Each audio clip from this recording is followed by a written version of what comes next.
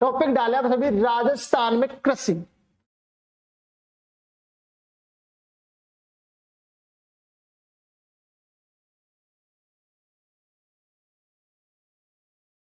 राजस्थान में कृषि। अब सभी श्रोतागण थोड़ा एक्टिव हो जाए क्योंकि टॉपिक नया शुरू हो गया। अब पूजा यहां से शुरू कर दो आप आपका नोट्स। अभी इससे पहले के जो भी टॉपिक रह गए, जैसे ये टॉपिक क्लियर हो जाएंगे फिर वापस राउंड में शुरू कर दे, ठीक है। देखो कृषि ये हिंदी का शब्द है। कृषि शब्द कौन सी भाषा का शब्द है? हिंदी का। और इसको इंग्लिश में ले जाओगे तो कौन सा शब्द आएगा? एग्रीकल्चर। और एग्रीकल्चर जिसका हिंदी करेंगे तो कृषि, और कृषि जो हिंदी है उसका इंग्लिश करेंगे तो एग्रीकल्चर। अब मतलब हम यूं कह दें कि एग्रीकल्चर शब्द की उत्पत्ति किस भाषा से हुई है? तो एग्रीकल्चर शब्द की उत्पत्ति लैटिन भाषा से हुई है, और लैटिन भाषा के दो शब्दों से हुई है मिलकर, एग्री और कल्चर। एग्री और कल्चर। एग्री का मतलब है मृदा और कल्चर का मतलब है कृषि। समझो, हम शब्द यूज कर रहे हैं कौन सा? एग्रीकल्चर।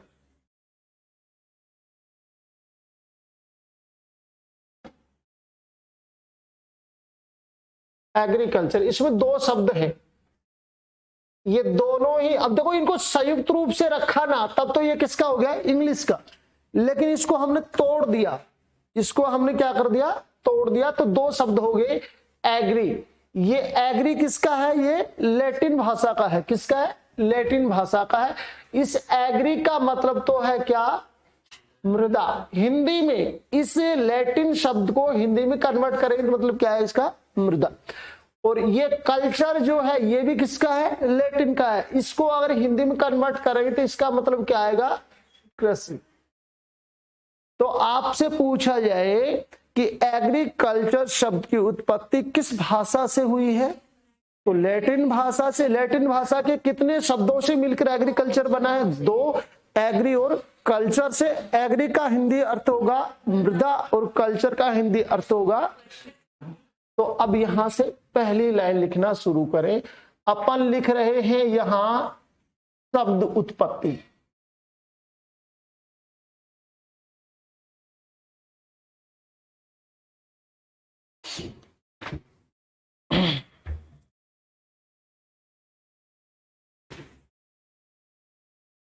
लिख रहा है इसमें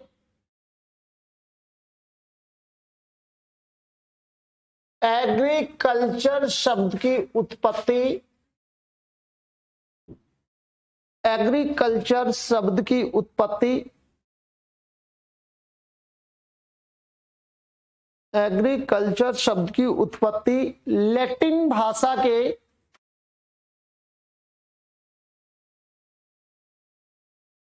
लैटिन भाषा के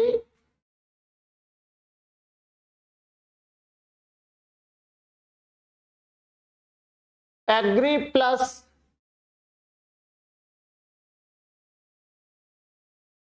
कल्चर,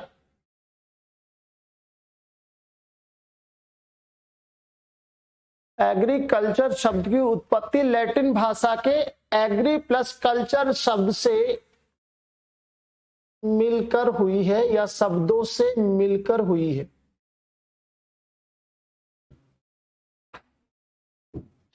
फिर से बोलूं, एग्रीकल्चर शब्द की उत्पत्ति लैटिन भाषा के एग्री प्लस कल्चर शब्दों से मिलकर हुई है।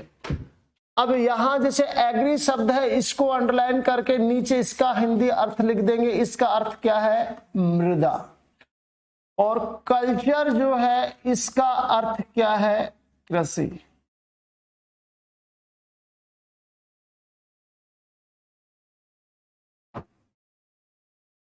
शब्द उत्पत्ति हो गई, हाँ या ना? अब हम आपको पॉलिटी में ले जाते हैं। आप हमें ये बताओ कि भारत का जो कॉन्स्टिट्यूशन है, संविधान है, इसमें अनुसूचियां कितनी हैं? 8, 12 और बताओ। हाँ, लेकिन हमने भागों की बात नहीं करी। 7 अनुसूची, मतलब मूल संविधान में तो 7 ही थी, ठीक है, लेकिन वर्तमान में 12 है। हाँ हाँ। अच्छा, तो हमने किसकी बात करी है पता है?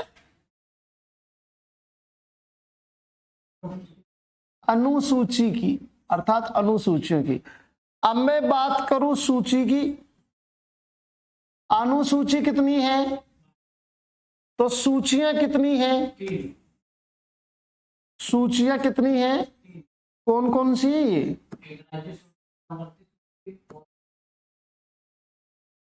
संघ सूची। तो देखो, अपने को यहां कृषि पढ़ने हैं तो 12 में से 7वीं अनुसूची में जाना है। अगर आपसे पूछा जाए कि संविधान में कृषि का उल्लेख किस अनुसूची में किया गया है, 7वीं अनुसूची में किया गया है। अब यहां सूचियां, ये अनुसूची है, ये सूची है, अंतर पता है ना?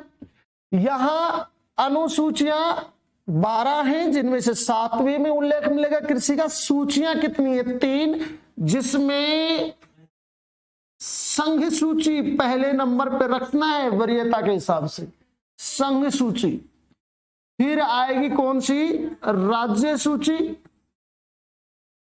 और तीसरे नंबर पर वरीयता के हिसाब से किसको रखेंगे अपने? समवर्ती सूची को रखेंगे। तो अनुसूचियों में जाएं तो कौन सी अनुसूची में कृषि का उल्लेख है, और सूचियों में जाए तो कौन सी सूची में मिलेगा? सूची में राज्य सूची का विषय है ना। अब एक बात और समझे, आर्थिक क्रियाएं भी तो होती है ना, इकोनॉमिक एक्टिविटीज, आर्थिक क्रियाएं, हाँ या ना? हाँ। तो आर्थिक क्रियाएं कितनी है? प्राथमिक क्रियाएं, अरे व्यवसाय, प्राथमिक व्यवसाय, द्वितीयक व्यवसाय, तृतीयक व्यवसाय, चतुर्थक व्यवसाय, ये आर्थिक क्रियाएं हैं। ये क्या है? आर्थिक क्रियाएं। तो आर्थिक क्रियाओं में देखो कृषि को, तो ये फिर कौन सी क्रियाओं के अंतर्गत रखा जाएगा? प्राथमिक। समझ रहे हो? हाँ। तो अब 3 बातें एक साथ। एक तो हम अपन पहले शब्द उत्पत्ति के बारे में लिख चुके हैं। एग्रीकल्चर शब्द की उत्पत्ति लैटिन भाषा के एग्री और कल्चर शब्द से मिलकर हुई है। एग्री का मतलब है मृदा और कल्चर का मतलब है कृषि।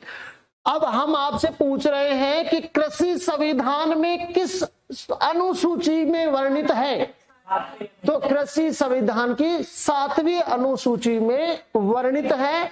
और यदि पूछा जाए कि कृषि कौन सी सूची का विषय है, तो कृषि राज्य सूची का विषय है, परंतु कृषि को आर्थिक क्रियाओं में प्राथमिक क्रियाओं के अंतर्गत शामिल किया। ठीक है, याद रहेगा अंतर। देखो, तीनों एक जैसे प्रश्न बनते हैं तो कंफ्यूजन हो सकता है, लेकिन आपको स्पष्ट ध्यान रखना है। एक बार तो आपको मुद्दा याद करना है अनुसूची के हिसाब से, फिर सूची के हिसाब से, और फिर आर्थिक क्रिया अर्थात व्यवसाय के हिसाब से। अनुसूची की धारा 48 इसका वर्णन किया गया। हाँ, वो धाराओं में फिर वो पॉलिटिकल में चले जाएंगे। इतना भी अपना मैटर काफी। तो अब नेक्स्ट लाइन पे लिखना शुरू करें। लिखें, कृषि संविधान की 7वीं अनुसूची में, कृषि संविधान की 7वीं अनुसूची में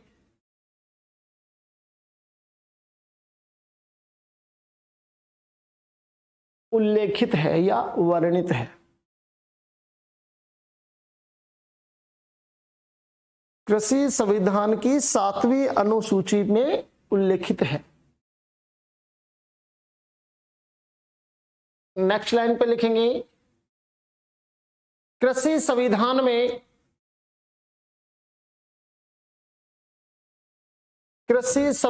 में राज्य सूची राज्य सूची के साथ ब्रैकेट में लिखेंगे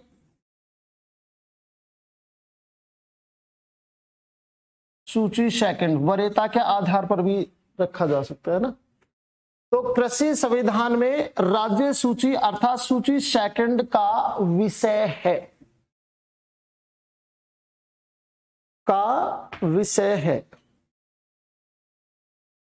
कृषि संविधान में कौन सी सूची का विषय है? राज्य सूची का विषय है। और राज्य सूची वरीयता के आधार पर कौन से नंबर की सूची है? सेकंड नंबर की सूची है। परंतु इसी लाइन को आगे बढ़ाएंगे, परंतु आर्थिक क्रियाओं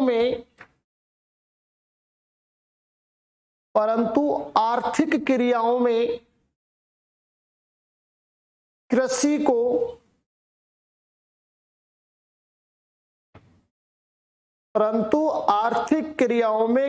को प्राथमिक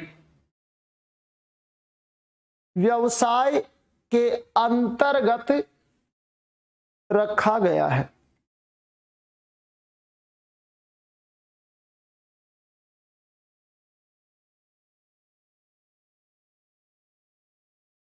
ठीक है, 4 स्टेप हो गई हैं। एक तो एग्रीकल्चर शब्द की उत्पत्ति संबंधी पॉइंट हो गया, एक संविधान की किस अनुसूची में कृषि वर्णित है, 7वीं में। संविधान में कौन सी सूची का विषय है? ये राज्य सूची का अर्थात सूची सेकंड का विषय है। लेकिन जो व्यवसाय हैं अर्थात आर्थिक क्रियाएं हैं जो कि 4 है, प्राथमिक, द्वितीयक, तृतीयक और चतुर्थक, उनमें कौन सी में वर्णित है? ये प्राथमिक क्रियाओं में वर्णित है। ठीक है, अब एक खास बात और है कि कृषि भी 2 प्रकार की है। मैम ने कृषि पढ़ाई ना, कृषि पढ़ा दिया, तो फिर मेरे से क्यों पढ़ रहे हो आप दोबारा? मेरे से क्यों पढ़ रहे हो? और वो ब्रिटेन के आधार पर, वो ब्रिटेन के आधार पर अगर वो इकोनॉमिक रूप से पढ़ रहे थे, यहाँ ज्योग्राफिकल व्यू लेके पढ़ रहे हो, तो ज्योग्राफी में आपको मतलब ऐसा लगता होगा कि हवाएं आ रही हैं, बारिश हो रही है, ऐसा लगता है ज्योग्राफी पढ़ते हो तो। अच्छा, और उसमें दुख आता है अच्छा, हम कह रहे थे कृषि 2 प्रकार की है, एक तो ये साधारण कृषि और एक होती है कॉन्ट्रैक्ट फार्मिंग, अनुबंध कृषि। तो अभी आपने देखा कि ये जो कृषि है ये कौन सी सूची का विषय है, लेकिन अनुबंध कृषि जो है वो किस सूची का विषय है? तो यहां नोट डाल देंगे अपन, है ना, लिखना अनुबंध कृषि यानी कि कॉन्ट्रैक्ट फार्मिंग, अनुबंध कृषि समवर्ती सूची, ब्रैकेट में क्या लिखूं? वरीयता के आधार पर सूची थर्ड।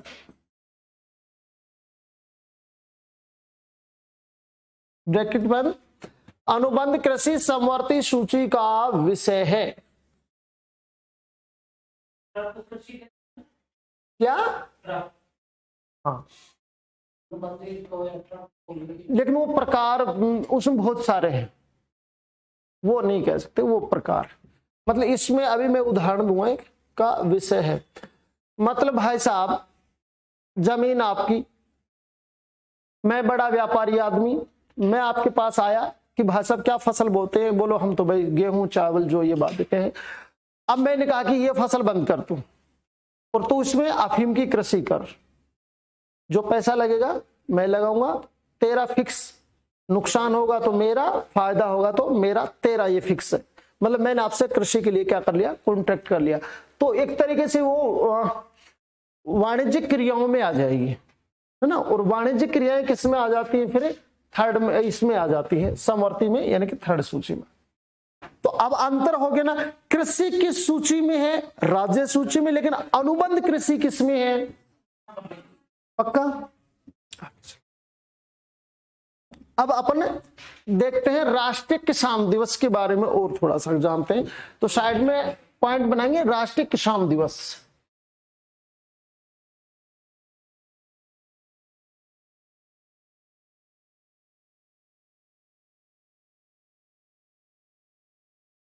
राष्ट्रीय किसान दिवस।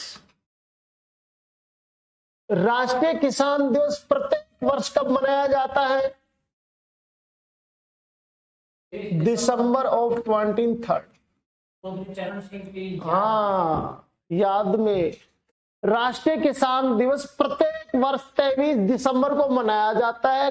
पहली बार कब मनाया गया, मतलब कब से मनाया जा रहा है? 2001 से।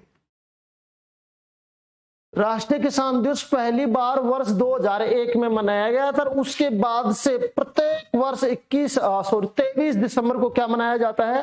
राष्ट्रीय किसान दिवस मनाया जाता है। तो आप ये से शब्द से आप समझ जाएंगे कि राष्ट्रीय किसान दिवस जो 23 दिसंबर को होता है, कब से हो रहा है, कब से मनाया जा रहा है? 2001 से मनाया जा रहा है। अच्छा जी, अब देखो ये जो 23 दिसंबर है, एक प्रश्न है, अरे बच्चों के लिए कौन सा दिवस मनाया जाता है? बाल दिवस, राष्ट्रीय बाल दिवस 14 नवंबर को। आपसे प्रश्न पूछा जाए कि भारत के किस प्रधानमंत्री का जन्म दिवस राष्ट्रीय बाल दिवस के रूप में मनाया जाता है, तो चाचा समझ गए। अब ऐसा ही प्रश्न यहां है कि भारत के किस प्रधानमंत्री का जन्म दिवस राष्ट्रीय किसान दिवस के रूप में मनाया जाता है? चौधरी चरण सिंह का जन्म दिवस। ठीक है, तो ये जो 23 दिसंबर की डेट है, ये भारत के क्रमशः 5वें प्रधानमंत्री, 5वें प्राइम मिनिस्टर चौधरी चरण सिंह का इस दिन क्या होता है? जन्म दिवस होता है। तो आप समझ जाएंगे ना कि भारत के 5वें प्रधानमंत्री अर्थात चौधरी चरण सिंह का जन्म दिवस किस रूप में मनाया जाता है? 23 दिसंबर को राष्ट्रीय किसान दिवस के रूप में मनाया जाता है। और ये जो चौधरी चरण सिंह जी है, इन्हीं को कहा जाता है क्या? किस, ऐसे ही लिखना, आप भी ऐसे ही फॉर्मेट यही रखना है ना नोट्स। इन्हें कहा जाता है किसानों का मसीहा। तो भारत के किस प्रधानमंत्री को किसानों का मसीहा भी कहा जाता है? फार्मर्स का रॉबिन हुड कहा जाता है ना, किसानों का मसीहा। याद रख जो ये चीजें, मैं कल पूछूंगा, बार बार पूछूंगा, एक बार नहीं 1000 बार पूछूंगा, बार बार पूछूंगा। हाँ, पूछने की चीजें पूछेंगे। अब देखो 23 दिसंबर को मनाया जा रहा है, तो अभी कौन सा वर्ष चल रहा है बताना एक बार? 2024 चल रहा है। तो 2024 का 23 दिसंबर आ गया क्या? नहीं है ना। तो अंतिम बार तो कौन से वर्ष में आया? 2023 में। यानी कि आपसे पूछा जाएगा राष्ट्रीय किसान दिवस 2023 की थीम बताओ, पूछा जा सकता है ना। तो नेक्स्ट लाइन पे लिखेंगे अपन राष्ट्रीय किसान दिवस 2023 की। तो उस टाइम सिर्फ थीम चेंज करनी है, जो नहीं आ जाए वो इसको क्रॉस करके वो लिख देना बस भाई। 2001 मिनट, हाँ, आपका फरवरी 25 में एग्जाम होगा भाई, फरवरी में ही तो होगा, फरवरी 2025 में होगा। तो तब तक 23 दिसंबर 2024 जा चुका होगा। आपको ये अपडेट करना रहेगा 2023 की जगह 2024, और वो थीम इसको क्रॉस करके वो हो सकता है इसकी भी पूछी जा सकती है, वर्ष भी इसका भी पूछा जा सकता है। हाँ, जो जो चेंज होंगी वो होंगी। अब मैं तो लेटेस्ट वर्तमान के हिसाब से चलूंगा ना। अब मुझे यही नहीं पता 2024 में 23 दिसंबर के राष्ट्रीय किसान दिवस की थीम क्या होगी। अगर मेरी बात माने तो मैं आज ही लिख दूं, फिर ये प्रिंट करवा देना, ऐसा संभव ही नहीं है ना। तो आगे लिखना राष्ट्रीय किसान दिवस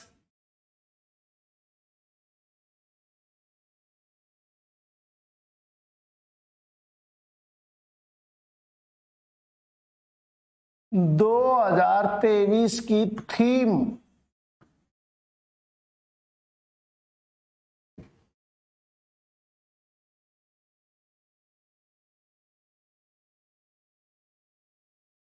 थीम लिखना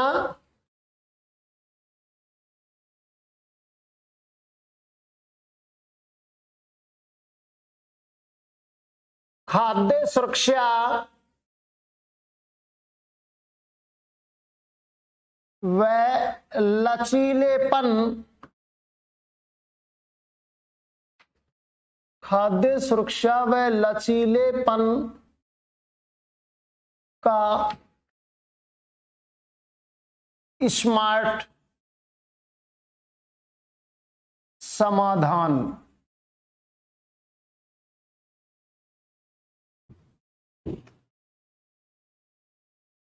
एक मिनट रे, एक शब्द और बढ़ाना, इसमें थोड़ा सा बढ़ाना है, काटने। ये जो खाद्य शब्द, इससे पहले सतत शब्द और लिख देना बस। सतत खाद्य सुरक्षा व लचीलेपन का स्मार्ट समाधान।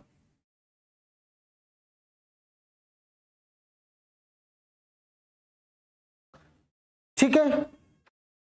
हाँ जी, एग्रीकल्चर शब्द की उत्पत्ति के बारे में जो लाइन लिखी बताओ, कैसा लिखा है अपन ने?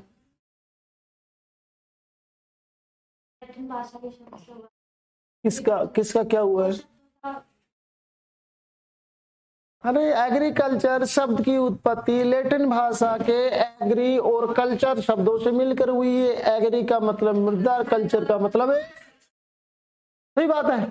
तो आप बताएं, हमें संविधान पढ़ रहे हैं, लेकिन हम तो तीसरे पेज पे पहुंचे ना, हमें ढूंढनी है कृषि। तो कौन सी अनुसूची पढ़ूं? अब मैं 7वीं अनुसूची पढ़ूं। मैं आर्थिक क्रियाएं पढ़ रहा हूं भाई, मेरे पास एक बुक पढ़ी है, उसमें आर्थिक क्रियाओं का वर्णन दिया गया। अब वो आर्थिक क्रियाओं में कौन से विषय के अंतर्गत, मतलब कौन से पार्ट में जाऊं मैं? प्राथमिक विषय पढ़ूं, प्राथमिक व्यवसाय पढ़ूं, जिसमें किसका वर्णन मिल जाएगा मुझे? हाँ, तो अनुबंध कृषि को पढ़ना है तो किस में जाऊं मैं? समवर्ती सूची में, अर्थात सूची तीसरी में चला जाऊं, मिल जाएगा ना। अब मुझे मान लो राष्ट्रीय किसान दिवस के बारे में जानना है, तो कौन से प्रधानमंत्री के जन्म दिवस को पढ़ूं मैं? जो क्रम से कौन सा है? 5वां प्रधानमंत्री, जिसको कहा जाता है किसानों का। देखो, चरण सिंह के प्रधानमंत्रित्व काल में जितनी किसान हितकारी योजनाएं चली, वो अन्य के कार्यकाल में चली योजनाओं से कहीं ज्यादा और लाभकारी थी। किसानों के हित में उन्होंने बहुत ज्यादा कार्य किया था, अतः उन्हें क्या कहा जाता है? किसानों का मसीहा। यही कारण है कि उनके जन्म दिवस को ही किस रूप में मनाया जाता है? किसान दिवस या राष्ट्रीय किसान दिवस? राष्ट्रीय किसान दिवस के रूप में मनाया जाता है। ठीक है। अब अपन राजस्थान के संदर्भ में उतर आते हैं। ठीक है। हाँ। तो देखो, राजस्थान जो है एक कृषि प्रधान राज्य है। राजस्थान एक कृषि प्रधान राज्य है।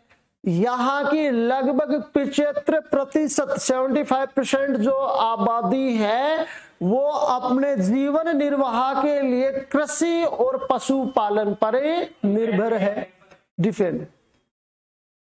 हाँ, कृषि और पशुपालन दोनों जुड़े हुए हैं, एक के बिना एक क्या रहता है? अधूरा। इसलिए दोनों चीजें साथ ही चलती हैं।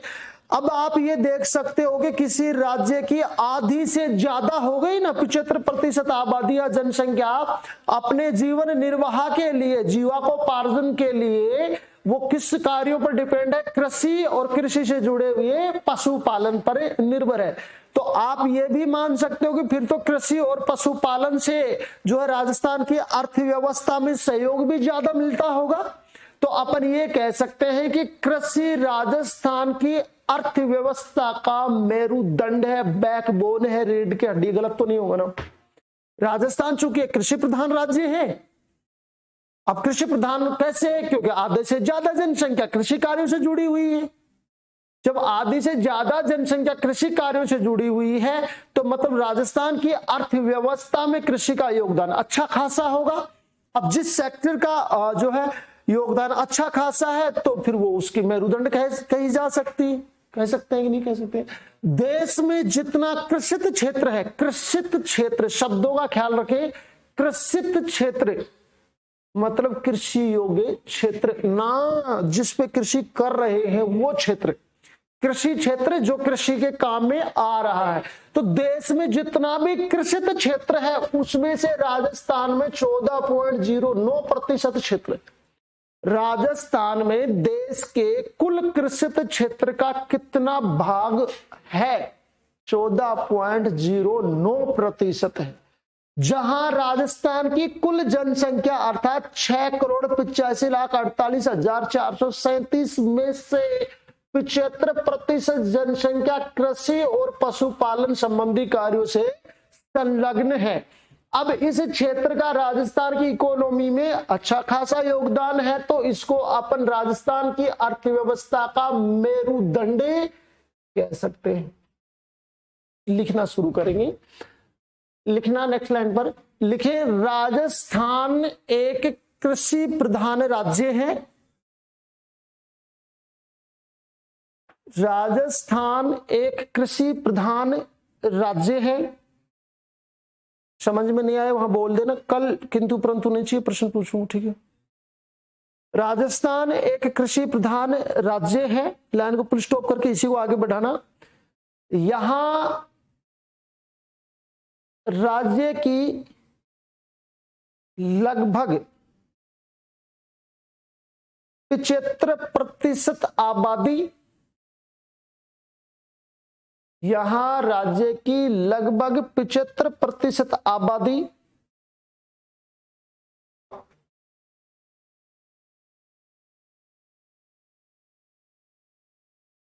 जीवन निर्वाह या आजीविका कार्यों हेतु, जीवन निर्वाह ही लिख दी, जीवन निर्वाह हेतु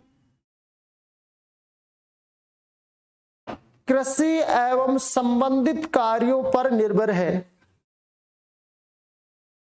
यहां राज्य की लगभग 75% आबादी जीवन निर्वाह हेतु कृषि एवं संबंधित कार्यों पर निर्भर है।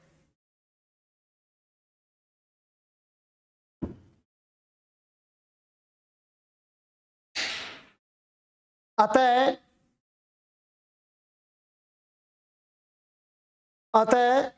कृषि क्षेत्र का राज्य की अर्थव्यवस्था में महत्वपूर्ण योगदान है।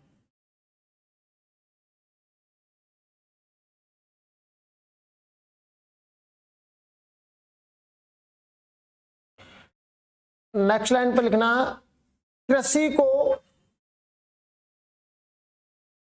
कृषि को राजस्थान की अर्थव्यवस्था का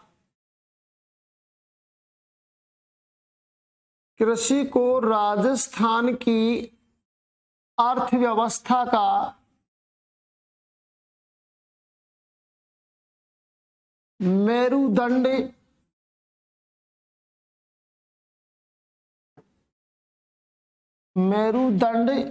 अर्थात बैकबोन भी कहा जाता है। मेरुदंड भी कहा जाता है।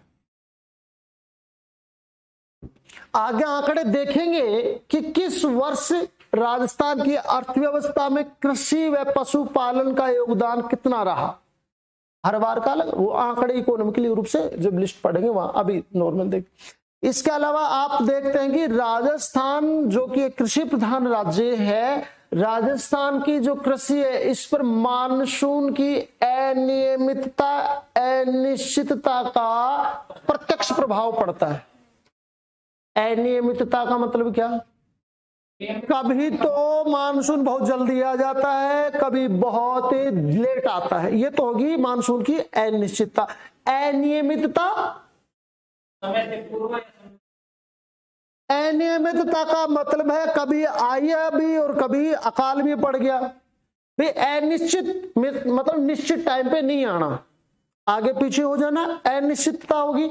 अनियमितता मतलब हर वर्ष आए जाए कि भाई निश्चितता हो कि भाई आए तो का लेट सेट लेकिन आएगा, वो तो निश्चितता। लेकिन यहाँ तो अनिश्चितता है, जरूरी नहीं है लेट सेट आए ना भी आए। तो राजस्थान की कृषि पर जो मानसून की अनियमितता व अनिश्चितता का जो प्रत्यक्ष प्रभाव है, इसी को देखते हुए राजस्थान की कृषि को क्या कहा जाता है? मानसून का जुआ कहा जाता है। लिखिए नेक्स्ट लाइन पर, लिखिए राजस्थान की कृषि पर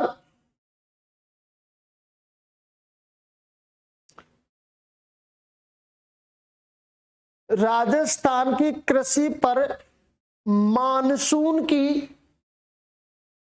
राजस्थान की कृषि पर मानसून की अनिश्चितता,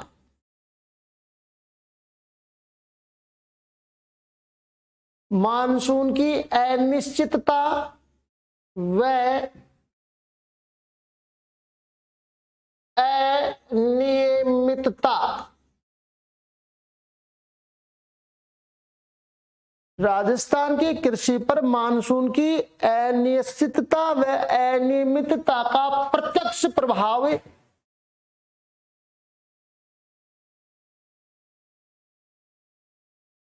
रहता है। राजस्थान की अर्थव्यवस्था पर मानसून की अनिश्चितता व अनियमितता का प्रत्यक्ष प्रभाव रहता है। अतः राज्य की कृषि को मानसून का जुआ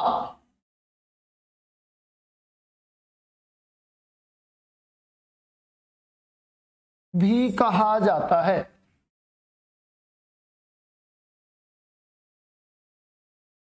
हाँ तो संजय क्या हाल है? बढ़िया। तो आप फिर इतना जितना कृषि पढ़ लिया इसको फटाफट मेरे को रिवाइज करवा दे।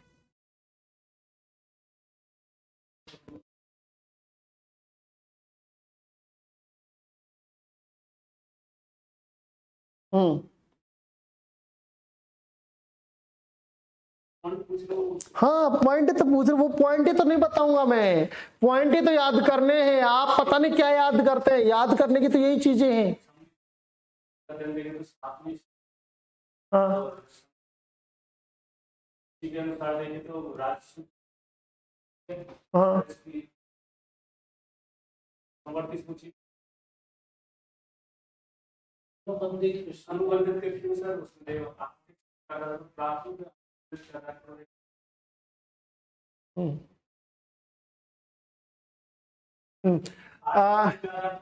चलो ठीक है। पूजा, आप राष्ट्रीय किसान दिवस के बारे में जो जो लिखा है ये बताओ आप। राष्ट्रीय किसान दिवस कब मनाया जाता है? डेट बता पहले तो। 23 दिसंबर को किसका जन्म दिवस होता है? चौधरी चरण सिंह। कौन से प्रधानमंत्री क्रम से? इनको क्या कहा जाता है किसानों का? मसीहा। पहली बार राष्ट्रीय किसान दिवस कब मनाया गया भारत में? 2001 में मनाया गया। बेटा आप राष्ट्रीय किसान दिवस की थीम बताओ हमें। स्मार्ट डे, समाधान करना।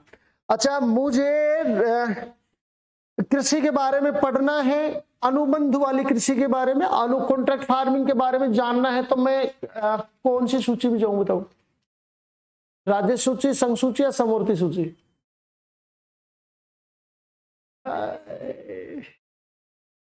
दिमाग कहाँ रहते हैं, ध्यान नहीं देते। राज्य सूची में साधारण कृषि का उल्लेख है, लेकिन अनुबंध कृषि का उल्लेख इसमें है समवर्ती सूची में है। ठीक है, तो ये जनरल बातें होगी जिसमें अपन ने देखो अभी तक क्या क्या पढ़ा है। तो कृषि मतलब एग्रीकल्चर, यानी कि एग्रीकल्चर शब्द की उत्पत्ति के बारे में जाना है। एग्रीकल्चर शब्द की उत्पत्ति किस भाषा से? लैटिन भाषा के दो शब्दों से मिलकर हुई है, जिसमें एक शब्द है एग्री, एक शब्द है कल्चर। एग्री का मतलब होता है मृदा और कल्चर का मतलब होता है कृषि। अब संविधान में कौन सी अनुसूची में कृषि का वर्णन किया गया है? 7वीं अनुसूची में। और संविधान में ही कौन सी सूची में कृषि वर्णित है? अनुसूचियों में जाए तो 7वीं में, सूचियों में जाए तो राज्य सूची में, अर्थात दूसरी सूची में। ठीक है, लेकिन यदि व्यवसायों में जाके पढ़े अपन तो कौन से व्यवसाय खोल लें? प्राथमिक व्यवसाय खोल लें, उसमें कृषि, पशुपालन, आखेट ये सब मिल जाएंगे। ठीक है, अब हमें तो अनुबंध कृषि के बारे में जानना है। अब कौन सी अनुसूची में जाऊं मैं? अनुसूची में तो जानो नहीं, या सूची में जानो। कौन सी में? तीसरी, यानी कि समवर्ती सूची में चले जाएं, वहां इसका वर्णन मिल जाएगा। राष्ट्रीय किसान दिवस प्रत्येक वर्ष मनाया जाता है 23 दिसंबर को। कब से? 2001 से। किसका जन्म दिवस होता है? जो कौन से प्रधानमंत्री थे? किसानों के क्या कहलाते हैं? और राष्ट्रीय किसान दिवस 2023 की थीम थी सतत खाद्य सुरक्षा और लचीलेपन का स्मार्ट समाधान। राजस्थान जो है वो एक कैसा राज्य है? कृषि प्रधान राज्य है।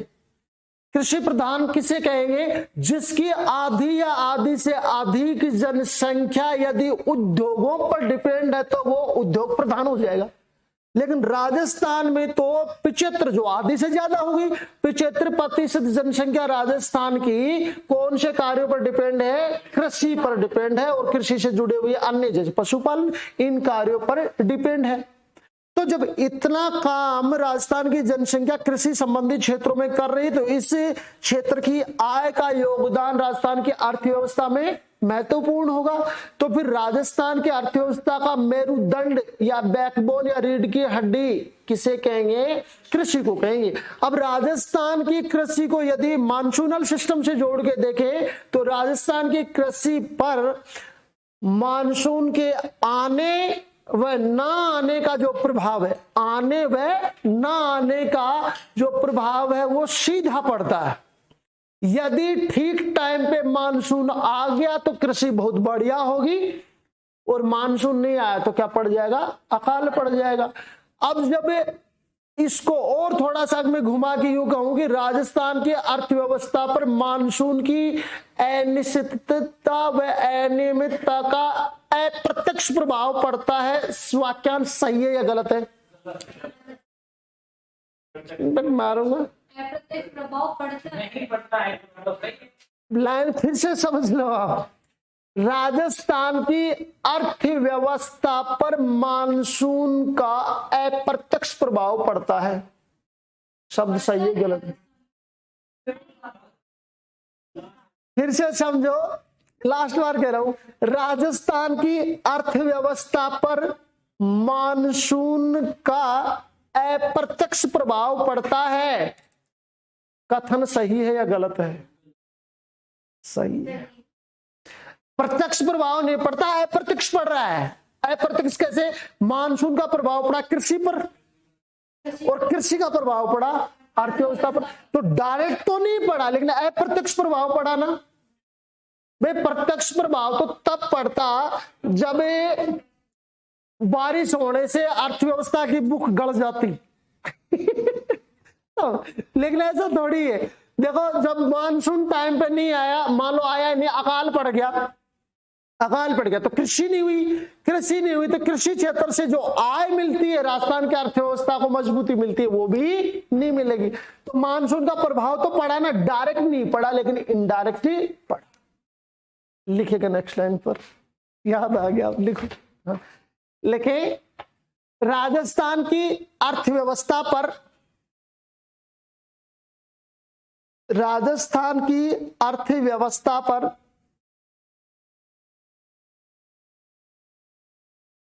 मानसून का,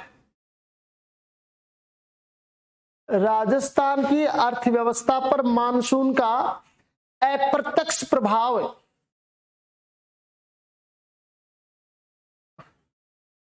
राजस्थान की अर्थव्यवस्था पर मानसून का अप्रत्यक्ष प्रभाव पड़ता है।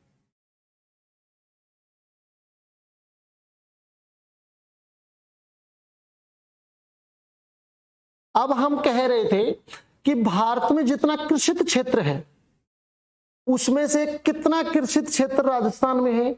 14.09%। लिखिएगा, राजस्थान में देश के, राजस्थान में देश के कुल, राजस्थान में देश के कुल कृषित क्षेत्र का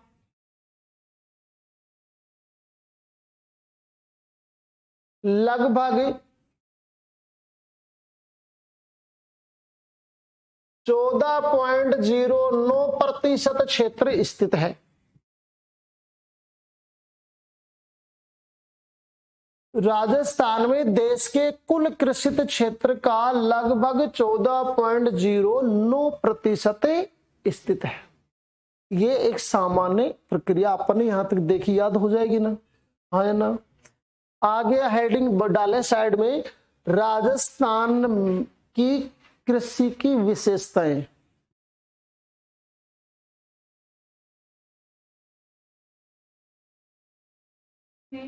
राजस्थान की कृषि की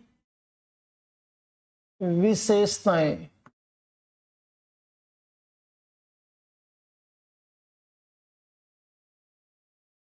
राजस्थान की जो कृषि है, इस कृषि की विशेषताएं क्या है? अब राजस्थान की जो कृषि की विशेषताएं हैं उनमें देखो, आपको पता है, बस उनको शब्दों में नहीं बता पा रहे। एक तो अभी आपने देखा था कि राजस्थान की कृषि जो है वो मानसून आधारित है कि नहीं है? मानसून आधारित नहीं होती तो राजस्थान की कृषि को मानसून का जुआ नहीं कहा जाता। तो पहली विशेषता है राजस्थान की कृषि की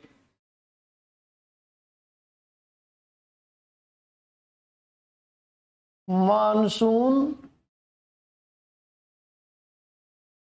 आधारित कृषि है राजस्थान की, ये पहली विशेषता।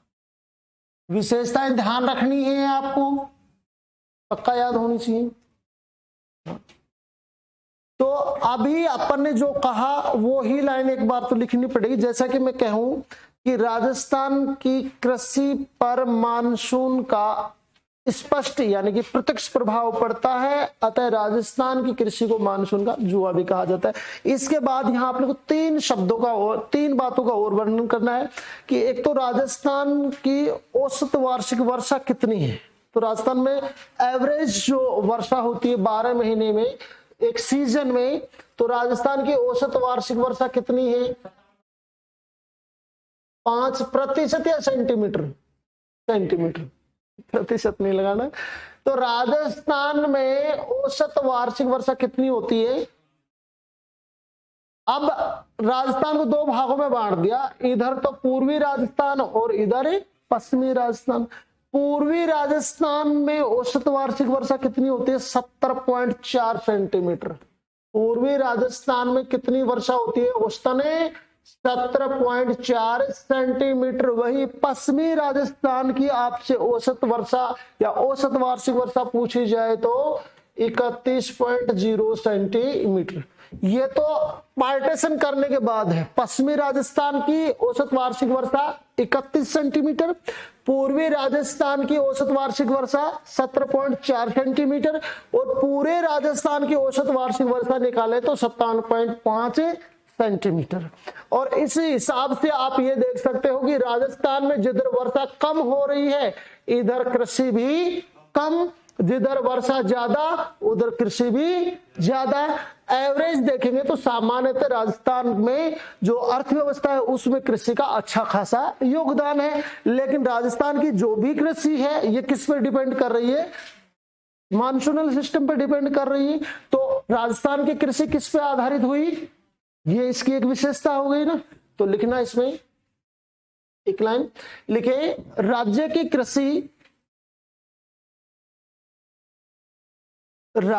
कृषि मानसून आधारित कृषि है।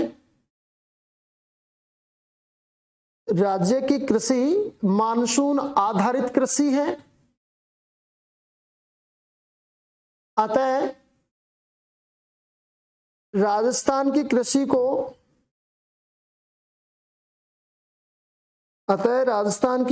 को मानसून का जुआ कहा जाता है। अतः राजस्थान की कृषि को मानसून का जुआ कहा जाता है। आगे सेकंड लाइन पे लिखना, राजस्थान में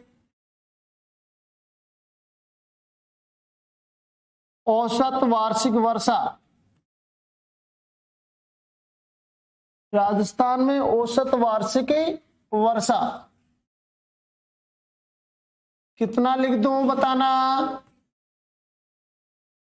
प्रतिशत। सेंटीमीटर, ठीक है, तो लिख दिया। फिर लिखना पूर्वी राजस्थान में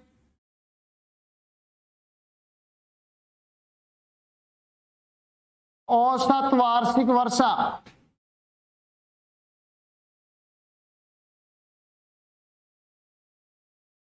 कितना लिखूं? 75.4।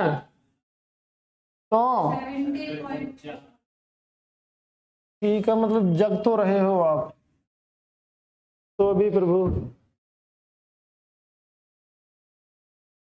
और उत्तरी राजस्थान में औसत वार्षिक वर्षा कितनी लिख दूं? फिर आप कैसे बताने लगे? प्रश्न को ध्यान से, बस यही तो बात है, अक्सर अपन और कॉन्फिडेंट हो जाते हैं भाई साहब, बस प्रश्न को ये नहीं सुनते बोला क्या जा रहा है, आंसर टिकाणु। अभी एक चुटकुला कहूंगा इस बात पर, याद दिला दियो। पश्चिमी राजस्थान में औसत वार्षिक वर्षा कितना लिखूं? 31 सेंटीमीटर या 31.0 सेंटीमीटर, 31.0 सेंटीमीटर।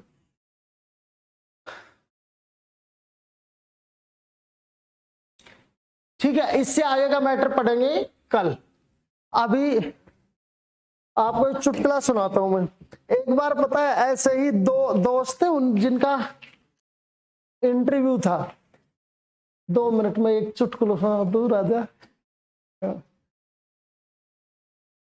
हाँ, 2 दोस्तों का क्या था? इंटरव्यू था। तो उसमें जो पहले वाला चला गया उससे प्रश्न पूछे गए कि भाई साहब भारत आजाद कब हुआ? बोले साहब प्रयास तो 1857 से शुरू हो गया था आजादी का, 1947 में जाके आजाद। बोलो ठीक है। तो बोलो किसके प्रयासों से राजस्थान भारत आजाद हुआ?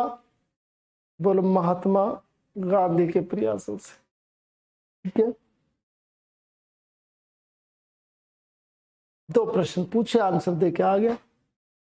बाहर आते ही दूसरे वाला ने दिमाग लगाया कि बोले यार भाई साहब क्या क्या प्रश्न पूछे थे? बोले यार देख प्रश्न का तो मेरे याद ना है, लेकिन मेरे उत्तर याद है, मैंने क्या बतायो। बोले क्या क्या बताया? बोले एक प्रश्न पहला जो था उसका तो आंसर ये था कि 1947 में प्रयास शुरू हुआ और 1947 में आजाद हुआ। और बोलो किसके प्रयासों से आजाद हुआ? गांधी के प्रयासों से आजाद हो गया। तो ठीक है, आप वो भी भाई साहब फुल कॉन्फिडेंस बता दूंगा मैं, ऐसा क्यों जाके बैठ गया साहब। अब जाते ही उसने प्रश्न रख के, प्रश्न को जरूरी है कि वो प्रश्न आए। तो बोलो भाई साहब डॉक्यूमेंट्स देखते देखते बोलो अच्छा तो बेटा जन्म कब हुआ? बोलो प्रयास तो सर 1857 में शुरू हुआ, लेकिन 1947 में जाके हुआ। तो बोलो पिताजी का नाम क्या है? महात्मा गांधी। तो ऐसा है बेटे, बात ये है प्रश्न क्या है उसी हिसाब से आंसर दे। ऐसा नहीं कि प्रश्न कुछ है आंसर कुछ है, ऐसा नहीं करेंगे ना। हाँ, मतलब ये हुआ कि नजर हटी और दुर्घटना घटी। इसलिए आपका ध्यान स्टडी पर ही होना चाहिए। हाँ, इस बात पे पानी पिलाओ, मैं ही पी लेता हूँ।